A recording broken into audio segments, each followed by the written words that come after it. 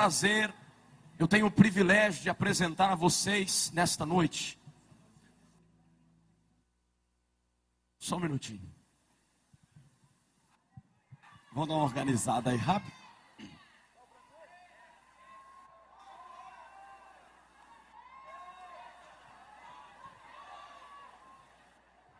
Glória.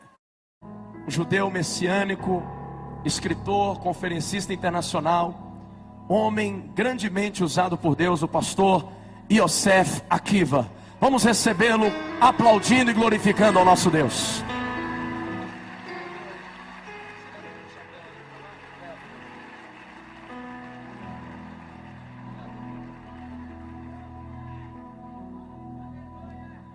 Boa noite, queridos irmãos. Que a paz de Jesus esteja com todos. Pode se assentar.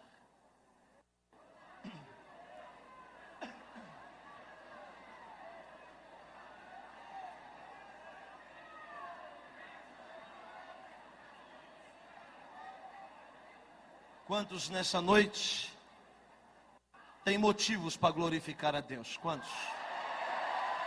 Aleluia. Queridos, estou muito feliz de estar aqui, neste lugar. Quero agradecer a Deus por esta oportunidade tão rica que Ele me deu, de ser um canal de bênção para você. Sempre quando eu venho em Belo Horizonte, eu digo que Belo Horizonte é a terra do avivamento. Sempre, sempre. E eu tenho algumas certezas aqui nessa noite. Uma delas, eu tenho certeza que nesse altar passaram muitos homens de Deus, mas nenhum com a barba tão bonita igual a minha. Nenhum. Não passou. Eu estava olhando aquelas fotos ali. Olha lá, que bonitão lá no canto. Olha lá. O último lá, perto do reverendo doutor Nelson Rocha. Olha lá, o judeu, tá vendo? É a barba mais bonita que tem. Quem chega mais perto é o Jorge, tá vendo? Quem está me achando meio esquisito assim pelo meu jeito? Pode ser sincero, pode ser sincero. Aí, glória a Deus. Mas eu quero lhe dizer uma coisa. Está me achando esquisito também? Não? Oh. Mas eu quero dizer uma coisa. Deus usa também coisas esquisitas. Muitas das vezes Deus usa as não convencionais mais do que os convencionais. Amém? Quantos que vieram ouvir a voz de Deus aqui nessa noite? Muita gente sabe que eu estava escalado para pregar tarde. E Deus moveu algo para me pregar agora à noite. E eu fui tirar uma palavra. Puxa vida, Deus. Saiu João 7:37 em diante. Que está escrito assim: e no último dia da festa, levantou-se Jesus e disse: aquele que crê em mim, como diz as Escrituras, fluirão de dentro de si rios de água viva.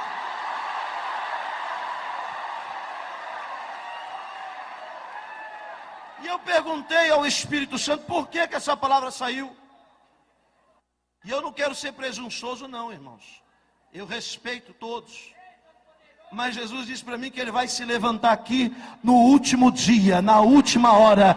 Deus vai se levantar neste lugar. Quantos acreditam, joga a mão para cima agora. Abre a tua boca, crente da glória a Deus. Aleluia. Sem delongas, vamos abrir a Bíblia Sagrada. Sefer Yeshayahu. Sefer Yeshayahu. Quem encontrou, diga glória a Deus. Vai ter que ler, falou glória, vai ter que ler. Posso falar devagar para você entender?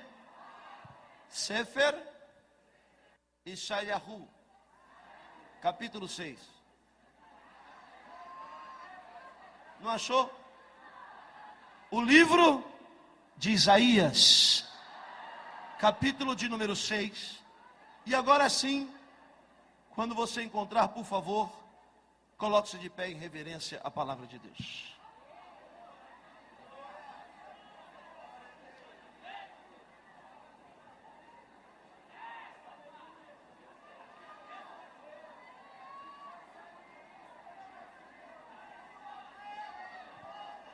Isaías 6, do 1 até o 9. Podemos ler? Nós judeus, quando vamos ler um trecho sagrado da palavra de Deus, nós sempre dizemos a seguinte frase: Razach, razach, venit razer. Força, força, que sejamos fortalecidos nesta noite. Está escrito assim: no ano da morte do rei Uzias, eu vi o Senhor assentado sobre um alto e sublime trono, e as abas de suas vestes enchiam o templo.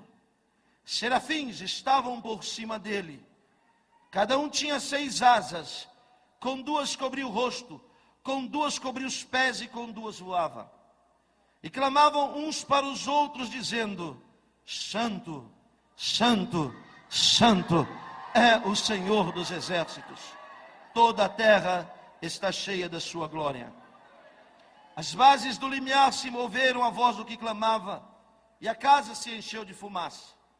Então disse eu: ai de mim, estou perdido, porque sou homem de lábios impuros, e habito no meio de um povo de impuros lábios, e os meus olhos viram o Rei, o Senhor dos exércitos. Então um dos serafins voou para mim, trazendo na mão a brasa viva que tirara do altar com uma tenaz. E com a brasa tocou a minha boca e disse: eis que ela tocou os teus lábios, a tua iniquidade foi tirada e perdoado o teu pecado. Depois disso ouvi a voz do Senhor que dizia: a quem enviarei? Quem há de ir por nós? Disse eu: eis-me aqui, envia-me a mim. Para encerrar o 9 diz: então disse ele: vai e diz a este povo: ouvi, ouvi e não entendais, vede e vede, mas não percebais. Feche os seus olhos, não a Bíblia, os olhos. Baruch, Baruch atah Adonai Eloheinu melech haolam. Bendito és tu, eterno nosso Deus, Rei de todo o universo. A sua palavra dura para sempre, Senhor. Sonda os nossos corações aqui nessa noite. Fecha esse seminário com chaves de ouro, Senhor. Não por mim, Senhor, mas pelo teu povo que tanto o Senhor ama. Por aqueles que vieram aqui, Senhor, em busca de uma resposta, em busca de uma palavra, e vão levar este avivamento para a sua casa, para o seu bairro, para a sua cidade, ó Deus, para a sua igreja. Senhor, eu tenho certeza, ninguém vai sair daqui de mãos vazias, porque o Senhor está no nosso meio. Nós te damos graça em nome de Jesus. Amém e amém. Só os pentecostais sentam dando glória a Deus.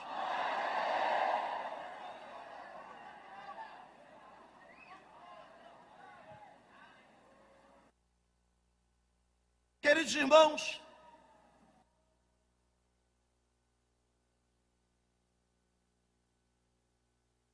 eu estava me recordando um dia desses, que alguns anos atrás eu vivi uma das maiores crises da minha história. Alguns anos atrás eu vivi uma crise muito profunda, espiritual, crise financeira. Alguns anos atrás eu vivi uma crise de identidade muito forte. Foi um momento muito duro, muito crítico na minha vida. Era uma tormenta na minha vida. E eu clamei a Deus e disse: Senhor, eu queria saber só uma coisa. Se isso só acontece comigo, se essa situação que eu estou vivendo só acontece comigo. Deus me respondeu dizendo para mim o seguinte: eu sou Deus que estou por trás das circunstâncias da vida.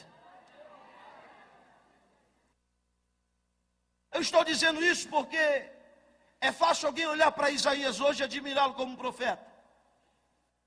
Mas talvez poucos aqui poderiam imaginar a situação de Isaías no capítulo 6 do livro do profeta Isaías, que leva o seu nome. Isaías estava passando um dos momentos mais críticos, mais duros, mais difíceis da sua vida. Isaías estava passando por uma decepção muito grande. Qual essa? A decepção de perder um parente próximo. Não sei se você já passou por isso. A decepção de perder um amigo, uma pessoa boa.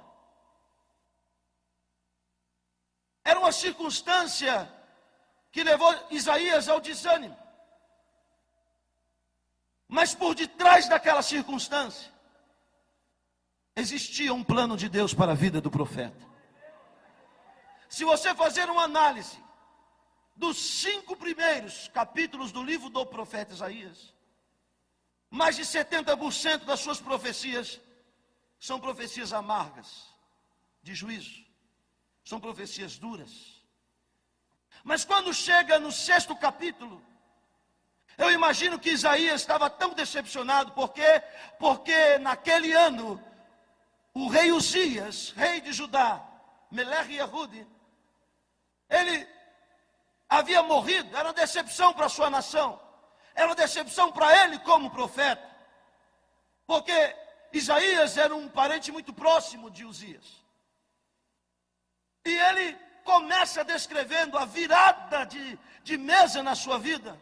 Ele começa dando a informação de que essa virada aconteceu depois de que ele foi acometido por uma grande tragédia na sua vida. Eu quero dizer para você que chegou aqui nessa noite, Deus está por detrás desse momento que você está vivendo. Na dor de Ana em 1 Samuel, capítulo 2 em diante, olhe para mim, Ana tinha um sonho, tinha uma dor, tinha um projeto. Ana precisava de um filho de qualquer maneira. Eu sei que você entrou aqui com muitos sonhos, muitos projetos. Eu sei que você chegou aqui nesse seminário sonhando alto, precisando de um milagre. Tem alguém precisando de um milagre aqui? Precisando de um milagre.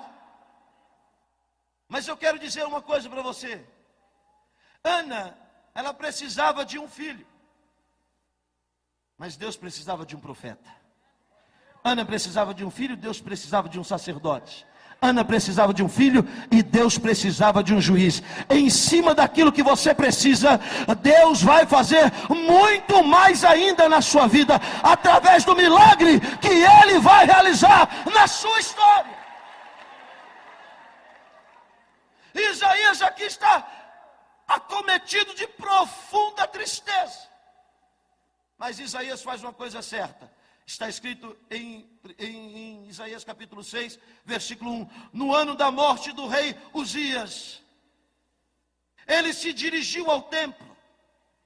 Ainda que fraco, decepcionado, apático e moribundo, Isaías foi à casa de Deus. Por mais triste que você possa estar, por mais desamparado que você possa se sentir, não pare de ir à casa de Deus, porque num desses cultos Deus vai te surpreender. Numa dessas reuniões Deus vai fazer algo muito forte na sua vida, porque Deus só trabalha em cima de atitude. Deus não vai descer do céu para abrir porta de emprego para você, dormindo até meio-dia. Você precisa tomar uma atitude, ainda que a menor possível, mas você precisa agir. E Isaías havia perdido Uzias. E algumas pessoas aqui, e também que estão nos acompanhando dos telões, estão passando por isso. Talvez você chegou aqui porque alguns Uzias foram arrancados da sua vida. Você chegou aqui hoje e talvez você pula, grita, dança, canta, mas por dentro só Deus sabe como você chegou aqui hoje. Mas o que é bom em tudo isso é que você chegou aqui hoje. E se você chegou aqui hoje, irmão, daqui para frente Deus vai tomar, aleluia, a frente da sua história. nós vemos dois Isaías aqui. O Isaías de antes do capítulo 6 e o Isaías após o capítulo 6. Porque existem duas maneiras do homem conhecer a Deus. Uma é na teoria. Se você sair daqui e encontrar um filho de Belial lá fora, e você perguntar para ele quem Deus é, ele vai dizer: Deus é bom. Deus é criador de todas as coisas. Deus é galardoador. Ele vai falar uma série de atributos que só Deus tem. Isso é uma maneira de conhecer a Deus, teoricamente. E como muitos já falaram de Jó, você pode ver que Jó conhecia Deus de uma forma teórica, mas só depois de passar pelo processo do Uzias, é que Jó conheceu a Deus de verdade. Sabe, irmãos, existem momentos da nossa vida que Deus precisa tirar alguns Uzias da nossa vida. E eu quero profetizar aqui nessa noite que alguns Uzias serão tirados da sua vida, para que você experimente um relacionamento estreito e garantido com Deus. Imagina a situação que Isaías subiu à casa de Deus. Este templo era o Beit Hamikdash, era a casa sagrada, a casa santa, a casa de oração. O templo de Melech Shalom, do rei Salomão, uma das 7 maravilhas da antiguidade. E ele vai, talvez, isso é uma colocação minha, talvez Isaías vai ali para aquele culto, com a sua carteirinha de profeta no bolso, e dizendo: esse é o último culto que eu vou. Eu não aguento mais essa vida de profeta. Essa vida de profeta é muito dura, porque eu faço tudo que Deus me manda. Eu obedeço tudo que Deus manda eu fazer, e as coisas não dão certo na minha vida. Deus manda eu profetizar, eu profetizo. Deus manda me calar, eu me calo. Deus manda eu falar, eu falo. Eu obedeço, arrisca tudo que Deus manda eu fazer, porém as coisas não têm dado certo na minha vida. E talvez Isaías está com a sua credencial de profeta no bolso. Talvez ele vai subir ao templo para entregá-la aos sacerdotes. Talvez ele vai subir na casa de Deus como aquela hiena que você já conhece do desenho, né? Oh, dia. Oh, céus. Oh, vida. Tem pessoas que já entram na presença de Deus de cabeça baixa. Mas não é cabeça baixa por reverência, não. É baixo porque está se sentindo derrotado. É baixo porque uma perca lhe acometeu de tal forma que tirou as suas forças. E eu imagino o profeta indo à casa de Deus assim. Mas quando ele vai aqui, de cabeça baixa, ele entra na presença do Senhor, ele entra no templo, ele pensa: é mais um culto, é mais uma mensagem, é mais uma rotina. Ele não sabia que Deus tinha tomado a decisão a respeito dele. Deus hoje está tomando a decisão a seu respeito. Se prepara, porque algo muito forte da parte de Deus vai acontecer na sua vida. Se prepara para algo que vai acontecer na sua vida por esses dias. Deus está por trás destes dias que você está vivendo. Lá vai Isaías. Eu disse que Deus só trabalha em cima de atitude. Preste atenção nisso. Porque quando ele vai naquele ano, no ano da sua decepção, no ano da sua dor, no ano da sua tristeza, no ano da sua amargura, ele vai no ano da morte do rei Uzias, ele entra na casa de Deus, e o que ele vê? Ele vê tudo que o diabo não queria que ele visse.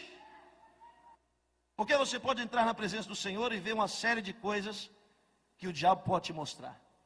Eu conheço crente que vai para a igreja só para ver o defeito dos outros, só para falar mal do pastor. Eu conheço crente que vai para a igreja só para falar mal da vida alheia, só para falar mal da roupa da irmã, do carro do irmão. Se o pastor está com um carro novo, é porque está roubando. Se ele está com um carro velho, é porque é miserável. Ai, língua desgraçada.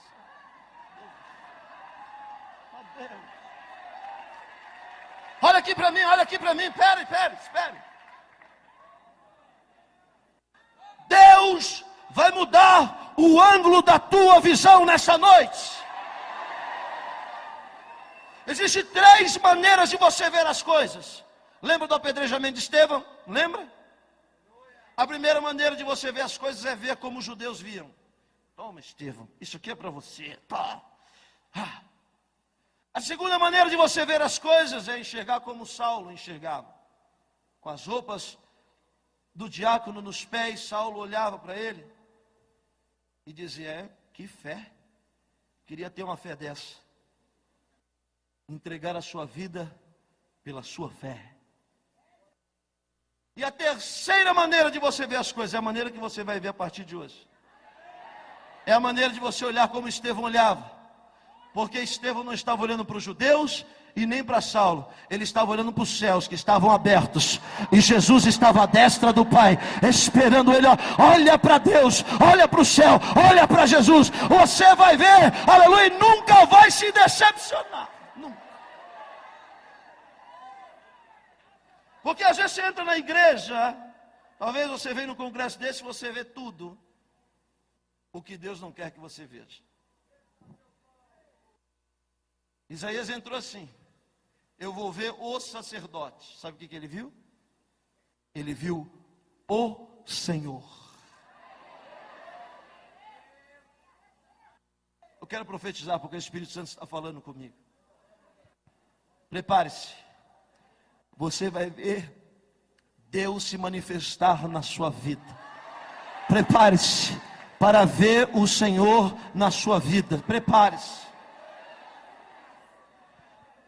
Ele ousa levantar a cabeça. De cabeça baixa ninguém pode ver Deus. Ele entra de cabeça baixa, mas ele toma uma atitude, levanta os olhos. O que ele vê? Ele tem um arrebatamento de sentido.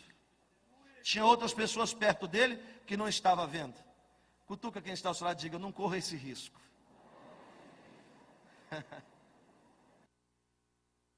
Alguns aqui hoje vão ver, e alguns não vão perceber.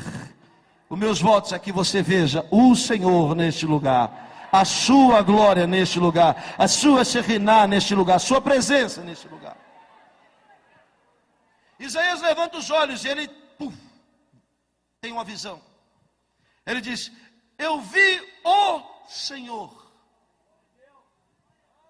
num alto, muito alto e sublime trono. É o terceiro céu, outra dimensão de vida, aonde ele está. O primeiro é esse daqui que você conhece, onde estão as estrelas, ou melhor, a atmosfera, onde estão os demônios, depois as estrelas, os astros, e o terceiro céu é mais alto do que as estrelas, é acima das estrelas, onde está o trono de Deus.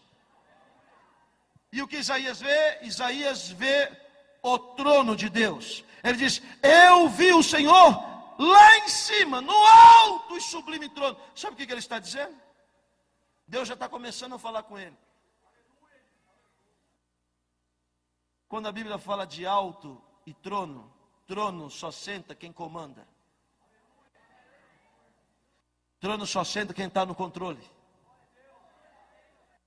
Alto, porque todas as coisas estão debaixo dos seus pés. Não existe ninguém mais alto do que ele. Alto e sublime trono. E aí ele continua. A visão, agora preste atenção, a visão vai tomando proporções. Vai aumentando. O Senhor estava assentado sobre um alto e sublime trono, e as abas das suas vestes, a beirada da roupa de Deus, a aba das suas vestes, enchiam o templo. Só a aba, a beiradinha da roupa, daquele que estava lá em cima no trono. Você pode imaginar? A beirada da roupa de Deus saindo do terceiro céu, atravessando as estrelas, passando pelos astros, entrando na atmosfera, aleluia, descendo no teto do templo e enchendo o templo de glória, enchendo o templo de presença. Você pode imaginar isso? Deus não precisa fazer força para nos embriagar aqui nessa noite. Veja que está escrito no livro de Marcos, quando uma multidão leva o surdo mudo para Jesus, e aquele povo não conhecia Jesus, disseram para ele: mestre, põe a sua mão sobre ele. Jesus disse: está por fora. Pô, mão? Sou Deus. Quem põe mão é presbítero, é pastor. Só Deus. Pegou o moço e levou para o particular. Era a mesma coisa de alguém dizer: "Ô, Jesus, faz uma força aí." Vocês esqueceram que a Bíblia diz que Deus e a sua mão é tão forte, tão poderosa, que numa mão ele segura o globo terrestre, na outra uma criança recém-nascida, e as duas coisas para ele têm o mesmo peso, porque ele é poderoso, a sua mão é grande. Jesus leva ele para o particular. Faz assim com o dedinho. Mão para quê? Se só o dedinho dele resolve. Para que mão, irmã? Para quê? Você disse para Deus colocar a mão naquela pessoa lá na sua casa. Jesus está falando: eu vou dar só um toquinho com o meu dedinho, e você vai ver o que eu vou fazer lá na sua casa. Você vai ver o que eu vou fazer no seu ministério, na sua vida financeira. É apenas a ponta da veste, é apenas a ponta do dedo, já é o suficiente para mudar a nossa história. Quando você acredita nessa palavra, joga a mão para cima, abre a boca.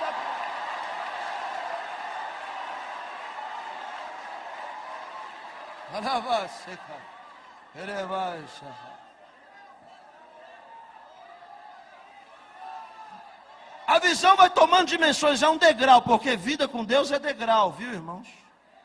É fase. Tem crente que se converteu ontem, já quer subir 4 degraus de uma vez. Cuidado para não cair, a queda é grande. É degrau por degrau, é fase por fase. Aleluia. Olha aqui a dimensão que a visão vai tomando, preste atenção. Eu estou falando de um homem que entrou na presença do Senhor, eu vou colocar aqui igreja, entrou no templo com uma motivação: entregar a carteirinha e parar. Sabe, esse negócio de ser crente é difícil. Sabe que esse negócio de pregar, isso não é mole. É verdade que muitos são chamados, mas poucos são os escolhidos. A dimensão vai aumentando. Versículo de número 2. Serafins estavam por cima dele. Cada um tinha 6 asas. Irmãos, 5 minutinhos só para me fazer um comentário. 5. A palavra serafim quer dizer seres de fogo. Eu não estou falando daqueles anjinhos perereca que tem ali na casa esotérica, com um bumbum de fora, um asinho, um arco e flecha na mão, não. Não estou falando desses daí, não. Eu estou falando de seres totalmente de fogo, afogueados. E tem mais. 6 cilindros eram os anjos. 6 asas. Não era 1.0 não, era 6. E ele está olhando. Irmãos, desculpa, só um comentário. É impossível um serafim estar aqui no nosso meio hoje. O homem conhece a hierarquia angelical, e nessa hierarquia o homem conhece apenas 4 tipos de seres espirituais. São os anjos. Do hebraico malach, quer dizer mensageiros. Nós conhecemos um pelo nome, chama-se Gabriel, valente de Deus. Acima dos anjos, existem os arcanjos. E a nossa Torá Sagrada, os nossos sábios dizem que existe um arcanjo que é guardião de Israel. Seu nome é Miguel, seus pés estão em Eretz Israel, na terra de Israel. Ele que lutou com Satanás acerca do corpo de Moisés. Esses 2 tipos de seres podem se manifestar aqui nessa dimensão de vida que a gente vive. Mas acima deles, porque Deus é organizado, existem os querubins e os serafins acima dos querubins. Este mundo não suporta a manifestação de por exemplo, de um querubim. Deixa eu te explicar. A terra só foi visitada uma única vez por um querubim. se é que podemos dizer assim. Está escrito assim no Gênesis: no princípio criou Deus os céus e a terra. Versículo 2, muitos crentes acham que já aconteceu logo em seguida. E a terra era sem forma e vazia. Espera aí. Deus nunca faz nada deformado. Tudo que Deus forma é perfeito. Tudo que Deus faz é perfeito. Então por que no versículo 2 a terra está deformada? Por quê? Poderíamos encaixar entre eles Isaías 14, Ezequiel 28. Jesus diz: eu vi Satanás ser lançado de cima para baixo. A ciência diz, e talvez alguém já perguntou para você, e os dinossauros existiram ou não? Você vai dizer sim, existiram. Estão na primeira criação, no primeiro versículo. Eles existiram. Ou aqueles ossos são de quem? Meu que não é.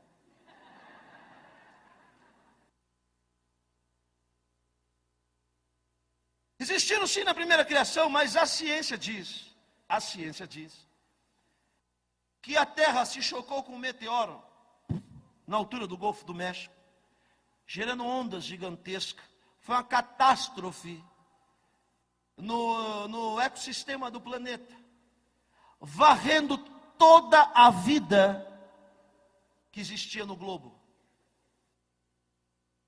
Este meteoro que a Bíblia, ou que os cientistas dizem que era um meteoro, na verdade não era um meteoro, era um ex-querubim, que hoje chama-se diabo, Satanás. E ele, quando bateu na terra, ele deformou, porque Deus forma, o diabo deforma, a religião reforma, mas só o meu Jesus de Nazaré pode transformar. Só Ele tem poder para transformar. Só Ele pega o vaso sem forma, o barro sem forma, e faz um belo vaso. Só Ele pode transformar. Querubim, agora tem gente que vê serafim à torta e à direita. Ó, eu estou vendo um serafim ali. Opa, um serafim. Hã? Serafim não vem aqui.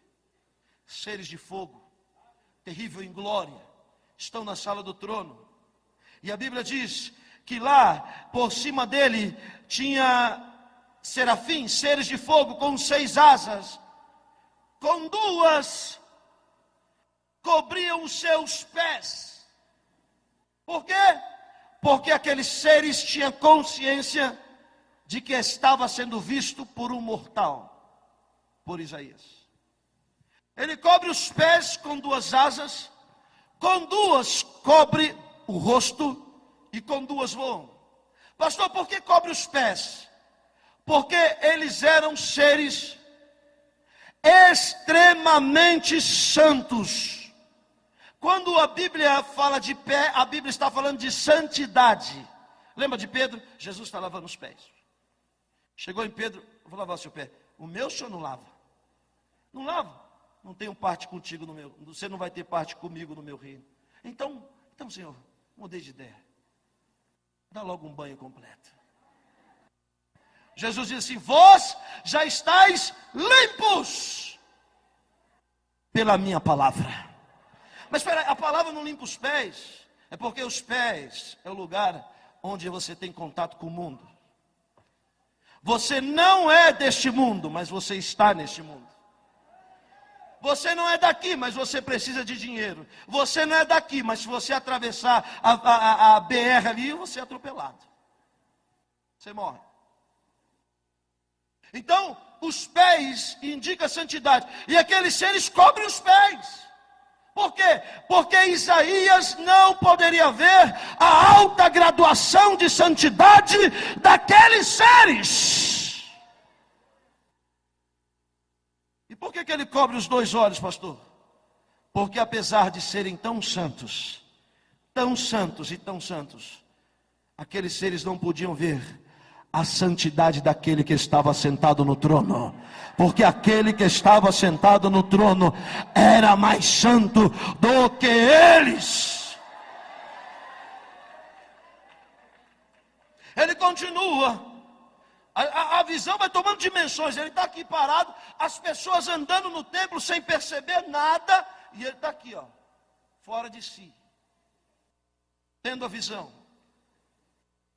A Bíblia diz, ele continua narrando, ele ouve uma voz, é a voz dos serafins, e clamavam uns para os outros, dizendo: Santo, Santo, Santo, Santo, Santo, Santo.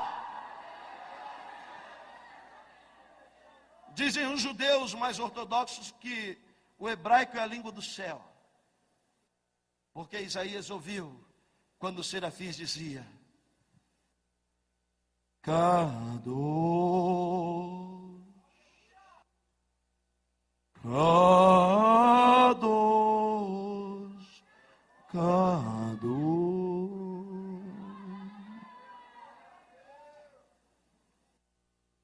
Kadosh,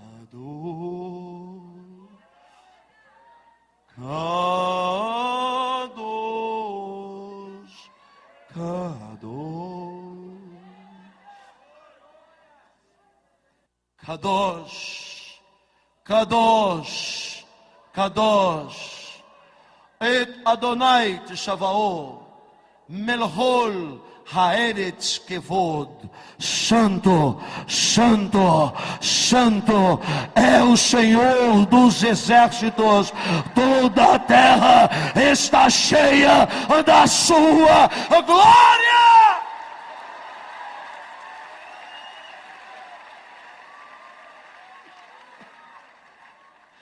Santo, Santo, Santo,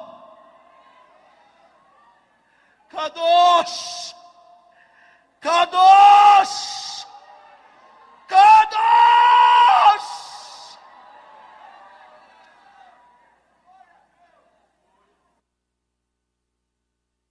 Uns clamavam para os outros: eu dou glória daqui, você dá glória daí. Kadosh, Kadosh, Kadosh, Kadosh, Kadosh, Kadosh. Um jogava para o outro: dá glória aí, serafim. Kadosh, o outro: Kadosh, Kadosh, Kadosh. Oh, meu irmão, se você não der glória hoje, as pedras vão dar glória. Abre a tua boca e dá glória.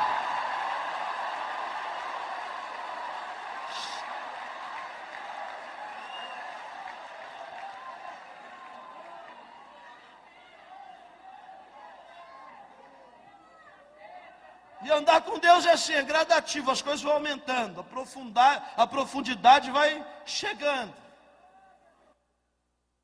A Bíblia diz: clamavam uns para os outros, Kadosh, Kadosh, Kadosh, versículo 4. As bases do limiar do templo se moviam quando os seres clamavam. Você já pensou? Lá em cima, lá em cima, lá em cima, muito lá em cima. Eles falavam assim, ó: Kadosh. Aqui onde Isaías estava, o templo balançava. Kadosh, e o templo tremia.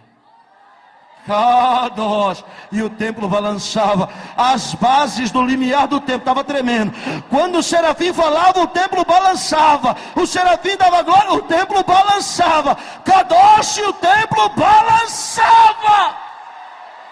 Eu quero profetizar nessa noite, eu quero. Só quem acredita, levanta a mão para receber. Deus vai mexer na sua base. Deus vai mexer na sua estrutura. Deus vai mover algo na tua vida. Achar! Se prepare para o mover de Deus na sua vida.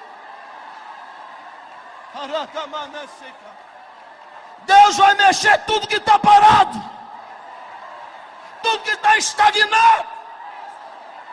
Deus vai mexer na sua base.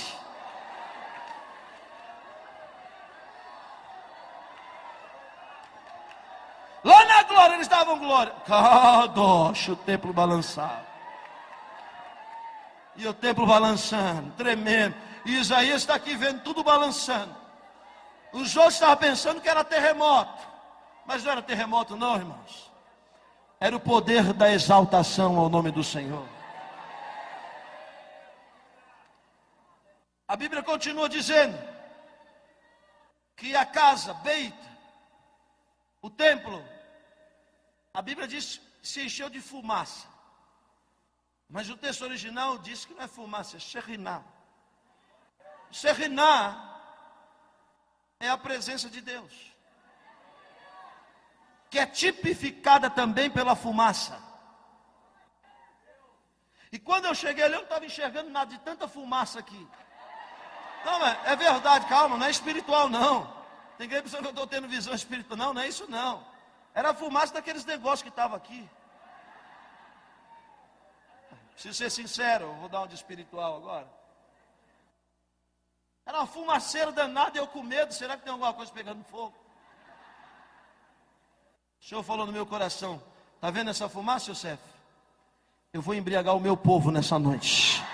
Tão certo como essa fumaça está neste lugar, eles vão sentir a minha presença nessa noite. A minha presença vai se manifestar neste lugar. Só quem está sentindo, só quem está sentindo.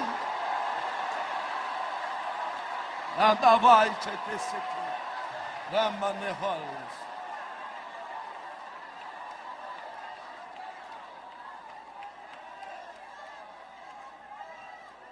O negócio está apertando.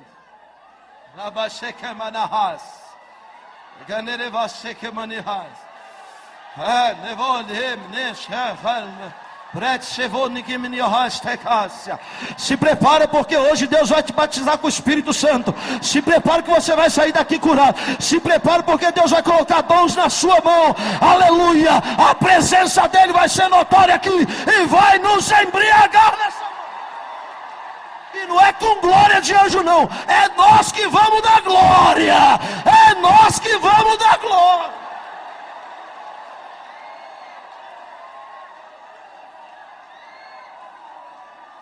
Olha o que ele está fazendo já, olha só que coisa. Olha o que ele já está fazendo. Você pode sentir? Você pode sentir a nuvem da glória? Você pode sentir? Aleluia, aleluia. Você pode sentir a presença dele aqui neste lugar? Aleluia, você pode sentir a presença. Sente aí, sente agora. Sente agora, sente a presença dele agora.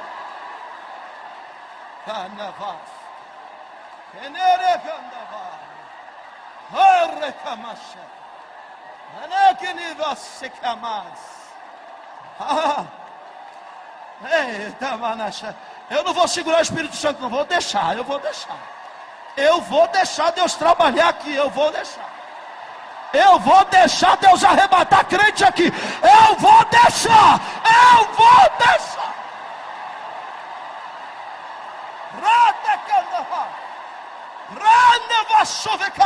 Aleluia. Se prepare para ver o Senhor. Os céus vão se abrir nesta noite.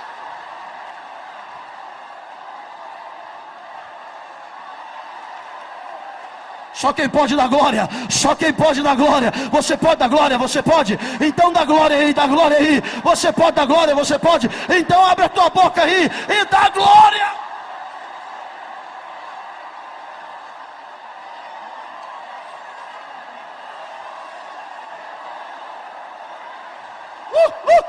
Mais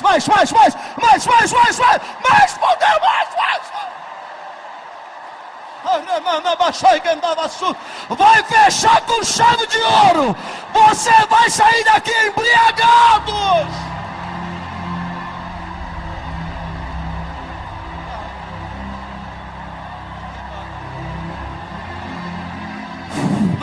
Recebe.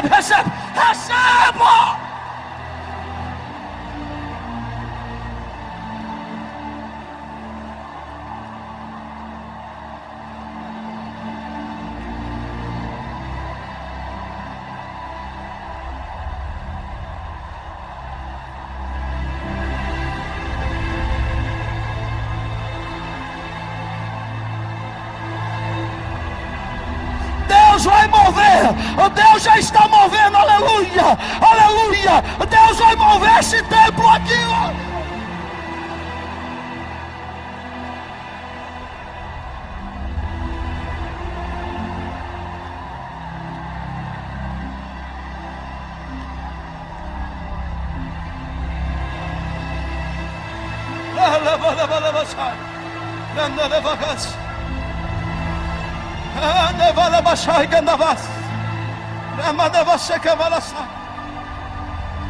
Aleluia. Aleluia.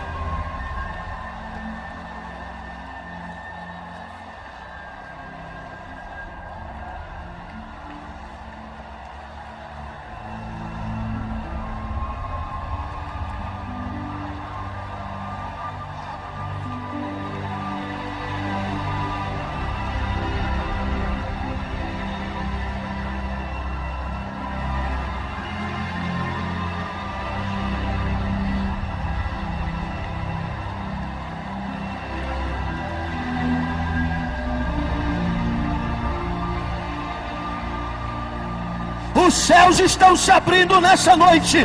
Você vai ver o Senhor. Você vai ver o Senhor. Aleluia, Ele está sentado. Ele está no controle. Ele está no domínio.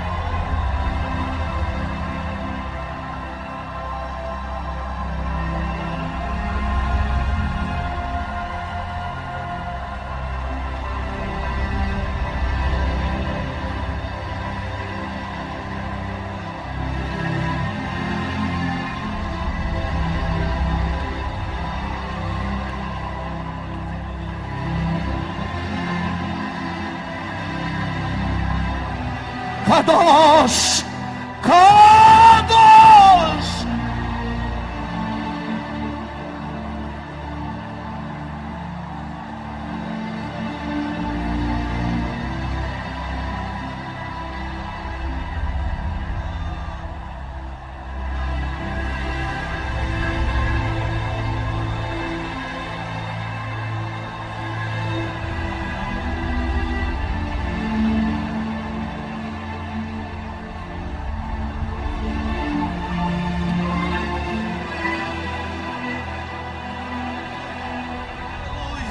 Aleluia, aleluia.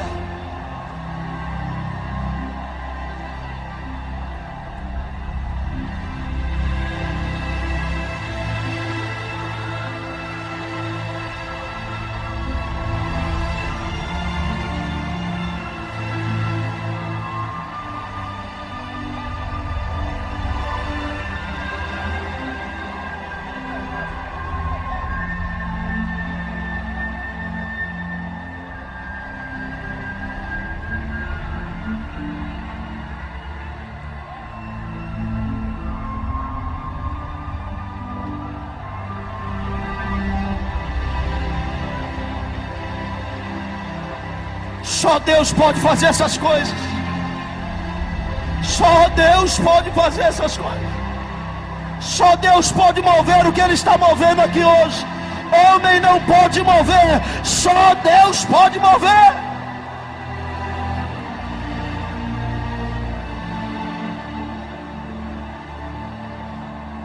Aleluia. Aleluia. Oh, Pada vagas.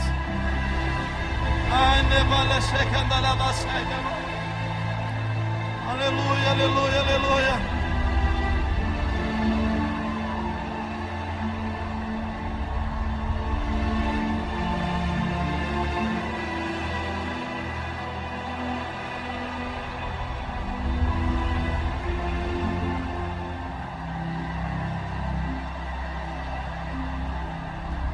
Receba dons agora.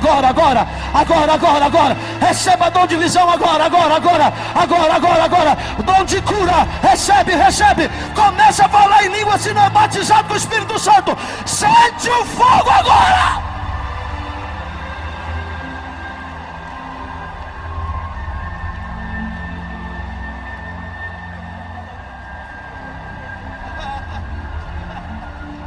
Eu preciso terminar a mensagem.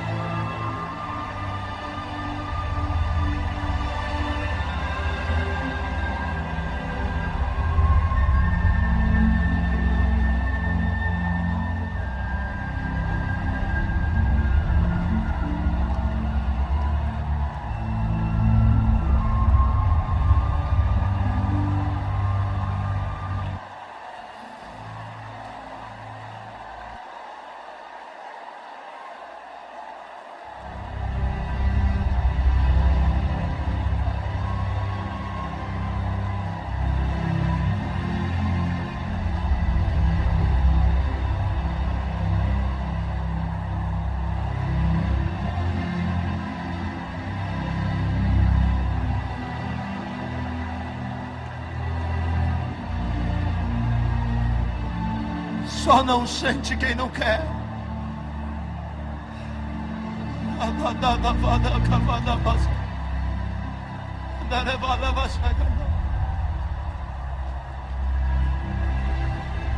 Só não sente quem não quer. Só não sente.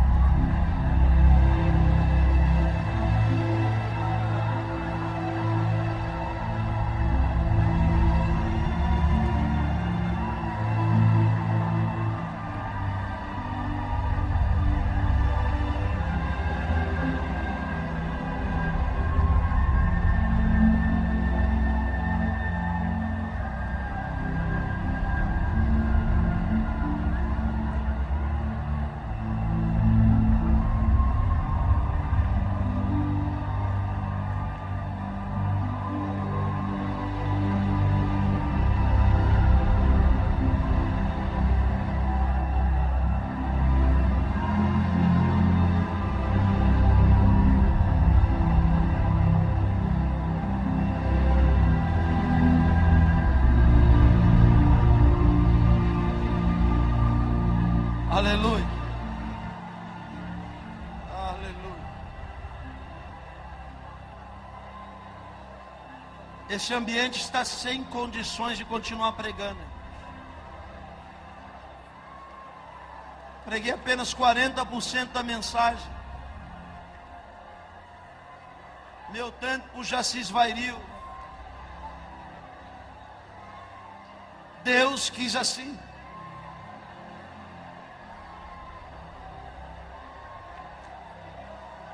Pela primeira vez na minha vida eu não consigo terminar a mensagem.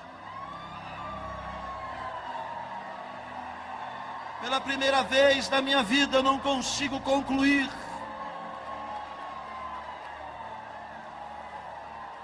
Mas essa é a vontade de Deus. E vai ser assim.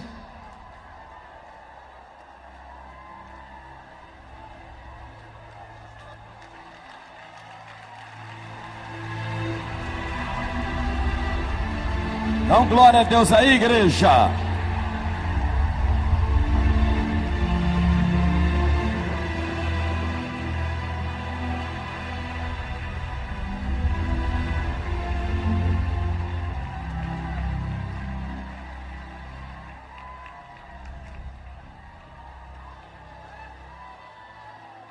Aleluia.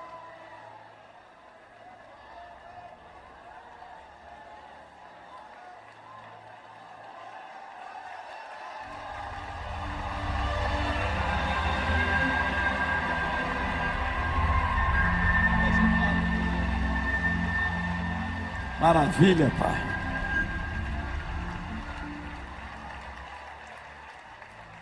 Pode assentar.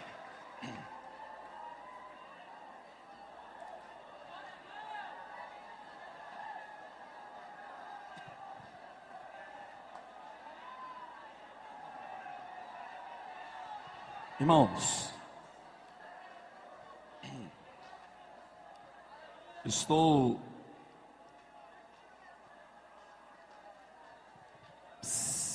por favor, 21 anos. Senta um pouquinho, senta um pouquinho.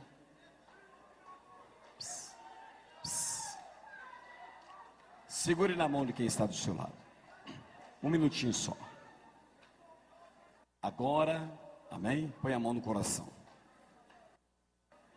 Amém?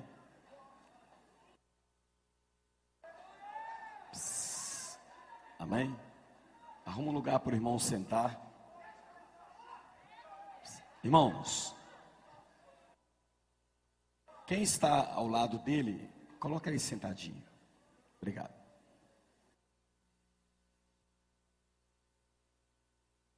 "21 anos o seminário Ministro da Barreira de Fogo. E eu lembro que o primeiro seminário, o controle da mesa de som era aqui. Quem tomou conta do som foi o Jonathan Hall. E o Carl Hall, né, seu pai. Eles que tomaram conta do som. E pastor Rogério, fica mais pertinho da gente aqui. Meu vice-presidente.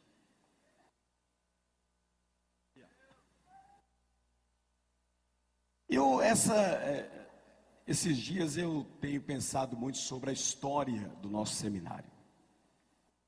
Lembrei muito do pastor Benedito Batista, que era o pregador do encerramento. Lembra? Sempre pregando nos encerramentos do seminário.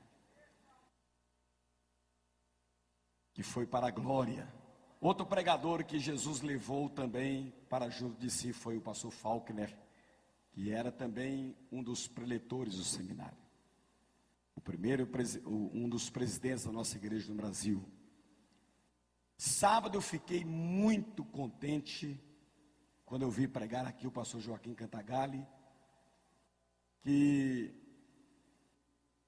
num período ele estava enfermo, muito doente. Inclusive uma coisa que vocês não sabem, o médico deu para o pastor Joaquim Cantagalli 5 anos de vida. Mas o médico não sabia que o Deus do rei Ezequias era o Deus do pastor Joaquim. Que acrescenta anos de vida. Enfim, muitas histórias. Eu falei na primeira noite que a vida nos desgasta muito. Muito mesmo. As lutas, as provações, as dificuldades. A palavra do pastor Leandro Genaro hoje, uma palavra que, se você percebeu, que muitas vezes nós não vamos servir a Deus por causa que estamos cercados de bênçãos. Mas muitas vezes nós estamos cercados de lutas e provações e não vemos nenhuma bênção na nossa frente. Mas nós vamos manter firme na presença de Deus. Então, a história do Seminário Labaredo de Fogo é uma história linda, de renovação, de avivamento. A gente volta para casa fortalecido pela palavra. Pastor Nelson Rocha, acho que foi o pastor Nelson falou que o avivamento, o verdadeiro avivamento não é aquele das línguas estranhas. Acho que foi você que falou. Mas é o avivamento pelo conhecimento da palavra, né? Foi. Então, parece que é interessante, alguns pregadores estão pregando que o verdadeiro avivamento não é aquele do arrepio, né? Daquele, como é que é? Não é o do arrepio, nem da santidade falsa, mas é da convicção de pecado. Esse é o verdadeiro. Pastor Marcos, que ele falou, comentou isso também. E o pastor Mário e o pastor Antônio têm demonstrado uma preocupação muito grande com a edificação da igreja. A edificação, no sentido de melhorar o potencial dos pastores, do louvor, na mensagem. Enfim, quanto mais passa os anos, a gente tem que melhorar. Eu lembro que um dia o pastor Mário, ele fez uma viagem procurando aprender mais, né, pastor Mário? Você lembra? Você lembra que você fez uma viagem querendo procurar algumas coisas que poderiam melhorar o ministério, na área do louvor, da palavra, do ensino. E o seminário, ele tem muitas lágrimas, muito louvor, mas a pregação, ela é muito forte dentro da gente. A pregação da palavra. E eu quero agradecer a todos vocês que estão aí nos telões, qualquer canto, que vieram de longe. Muitos já foram embora de ônibus, de viagem, muitos já foram. Já estão viajando pelas estradas aí, uns indo para Vitória, Rio de Janeiro, São Paulo, Rio Grande do Sul, Paraná. Vieram 47 pessoas de Curitiba, de uma outra denominação que eu esqueci o nome. Então, é um trabalho. E outra coisa, ninguém aqui tem ideia do trabalho que está por trás de uma organização, de um evento como este. Pastor Germano, não sei onde é que ele está, mas a organização começa quando termina esse seminário, a organização do próximo. É um ano de preparo, depois 6 meses de reuniões, de toda a equipe de trabalho, e enfim, muito trabalho. Mas a recompensa é a sua renovação espiritual. Quem é que está aqui que é de Belo Horizonte? Levante a mão. Belo Horizonte, mora em Belo Horizonte. Abaixa a mão. Quem mora na Grande BH? Amém. Agora quem mora fora da Grande BH, no interior de Minas? Agora quem mora fora de Minas Gerais? Bem alto assim.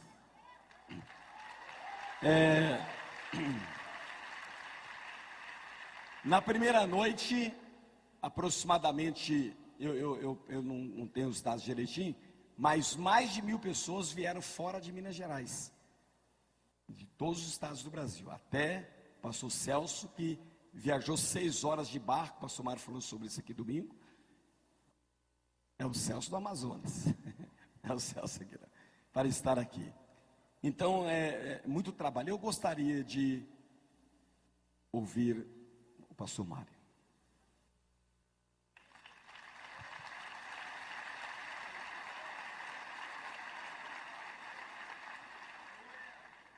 Boa noite, paz seja convosco. Só uma correção, uma semana de barco e 6 horas de avião. Barco é para chegar em Manaus, para chegar no aeroporto. Já pensou? Irmãos, eu só posso, neste momento, quando estamos nos últimos minutos deste seminário, eu só posso levantar as mãos e dizer graças a Deus, porque ainda há pouco eu dizia que, pelo que me consta,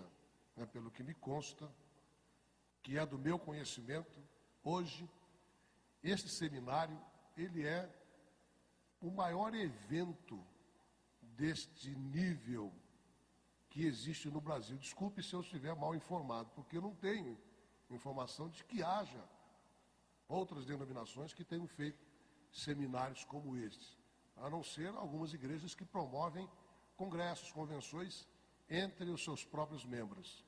Mas este seminário, ele é aberto para todas as denominações, para pessoas de todo o Brasil. E eu quero agradecer a cada um de vocês, tanto aqueles que estão aqui como aqueles que não estão, que já foram.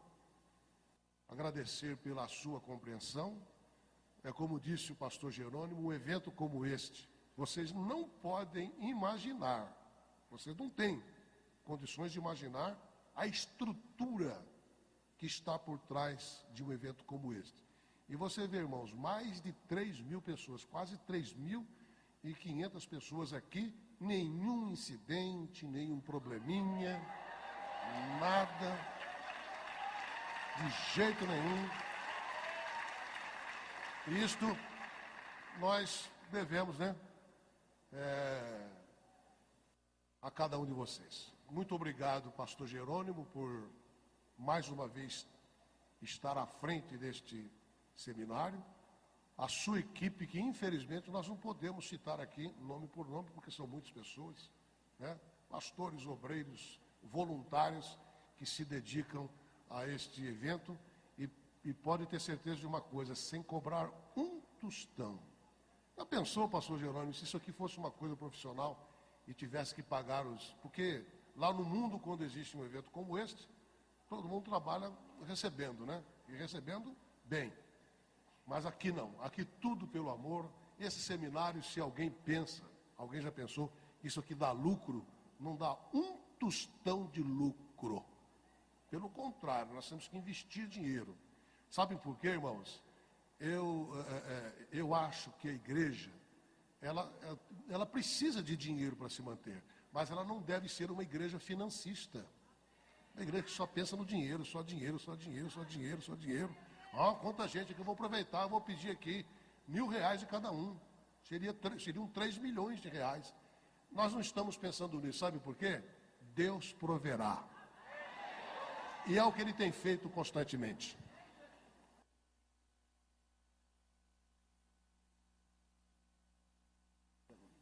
Tá bom, muito bem. Então, irmãos, são essas minhas palavras, Deus abençoe. Agora nós vamos fazer entrega como é que nós chamamos isso? Lá em São Paulo o pessoal chama de mimo, Uma lembrança do seminário. Pastor Rogério Amorim vai fazer entrega para o pregador desta noite,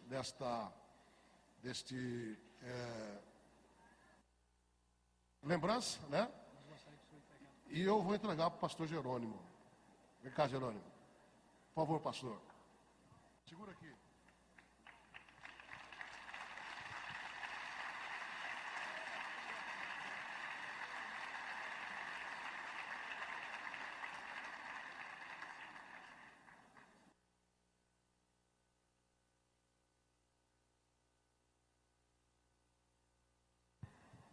E é isto. Muito obrigado. Jerônimo, agora acho que...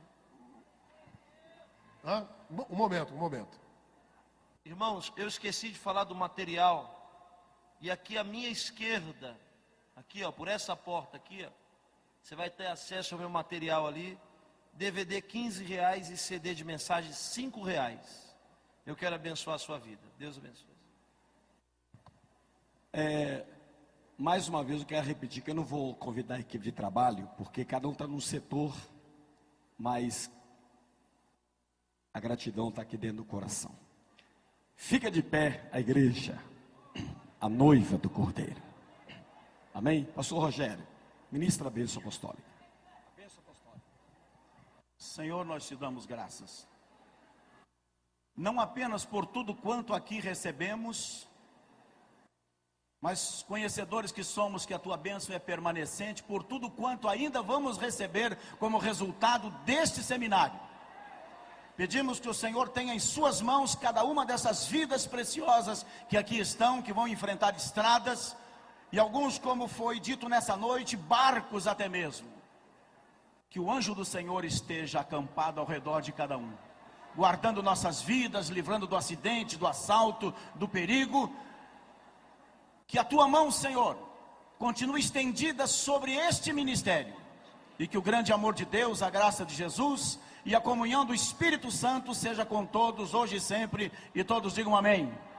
Cumprimenta o irmão da esquerda e da direita, dá um abraço nele, diga que você quer vê-lo aqui o ano que vem.